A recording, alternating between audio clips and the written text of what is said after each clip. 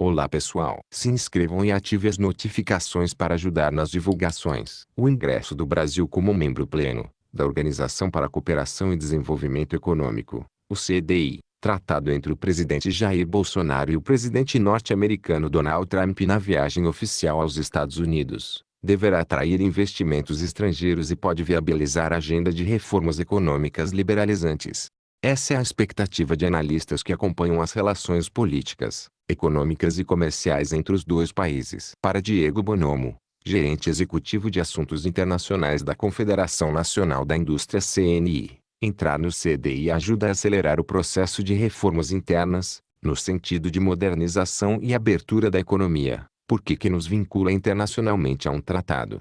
A participação o CDI é um selo para os países de que são economias estáveis, de baixo risco, e mais propensos a receber investimento estrangeiro, compara Bonomo. Guilherme Casarões, professor da Escola de Administração de Empresas da FGV em São Paulo, concorda e pondera que estar no CDI significa aderir a um conjunto de práticas públicas e instrumentos de gestão que podem ser positivos para o Brasil.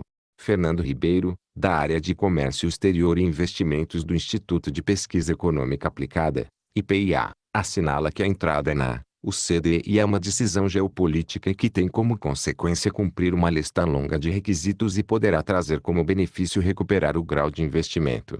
Ao CDI, tem recomendações e protocolos sobre governança corporativa, combate à corrupção, transparência pública, tributação, defesa da concorrência, investimentos de empresas multinacionais, a produção e comércio de aço, agronegócio, derivados químicos, economia digital, entre outros. Casarões pondera, no entanto, que por causa dessas diretrizes a entrada no CDI não é uma unanimidade entre especialistas. O grande dilema que a gente enfrenta é se queremos ser um soldado fiel de um conjunto de boas práticas ou se queremos ter autonomia decisória para fazer uma política que não esteja no repertório da CDI. Descreve ao ressalvar que a eventual adesão não tem o caráter das condicionalidades impostas pelo FMI.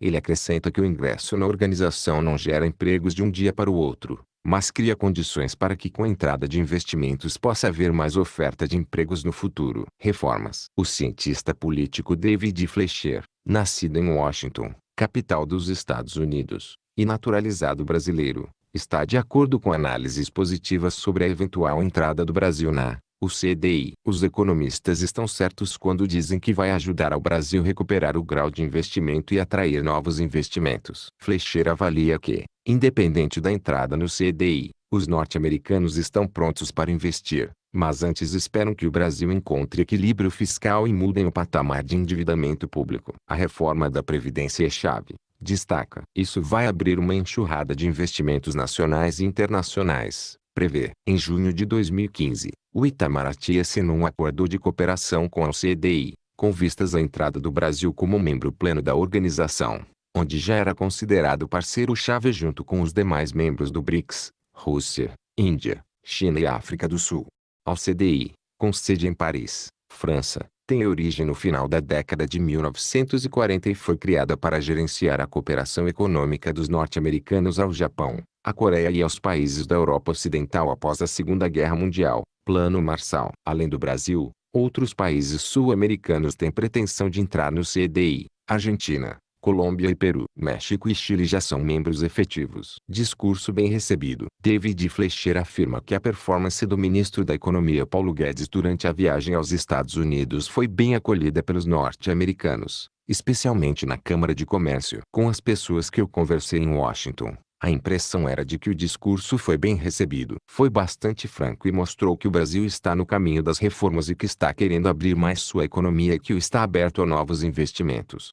Fernando Ribeiro avalia que o ministro da Economia foi muito pertinente sobre marcar a identificação e o desejo de aproximação do Brasil com os Estados Unidos, mas sem abrir mão de outras relações estratégicas. Guedes se posicionou como quem diz: não interpretem este movimento como afastamento dos demais países. Não vamos prejudicar as boas relações que temos com a China, com a Europa e o Japão. Agricultura. Segundo o técnico do IPEA, o resultado mais imediato das negociações com os Estados Unidos será a possibilidade de retomar a exportação de carne bovina para o mercado norte-americano e de importação de carne suína. Na pauta do agronegócio, O comunicado conjunto dos presidentes Bolsonaro e Trump também assinala a possibilidade dos Estados Unidos se beneficiarem com a cota de 750 mil toneladas anuais de trigo com taxa zero de importação para o Brasil. De acordo com a ministra da Agricultura, Tereza Cristina, os produtores norte-americanos têm vantagens comparativas para vender trigo para o Brasil, mas a cota não é só para os Estados Unidos.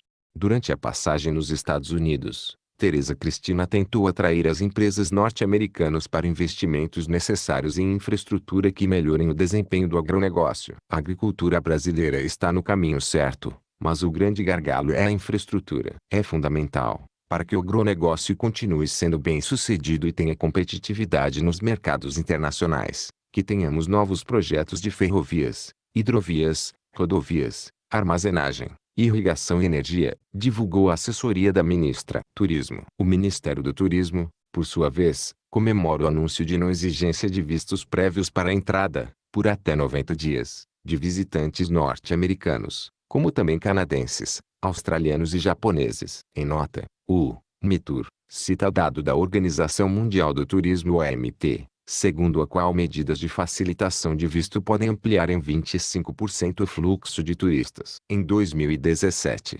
475 mil turistas norte-americanos visitaram o Brasil. O gasto médio per capita, dia foi de US$ 59,16, com a permanência média de 20 pernoites. Em janeiro deste ano, o Brasil recebeu os $93 milhões de transferências pessoais dos Estados Unidos. 43% de todo o volume recebido. No mesmo mês foram gastos naquele país ou enviados os $44 milhões. Saldo positivo de os $49 milhões.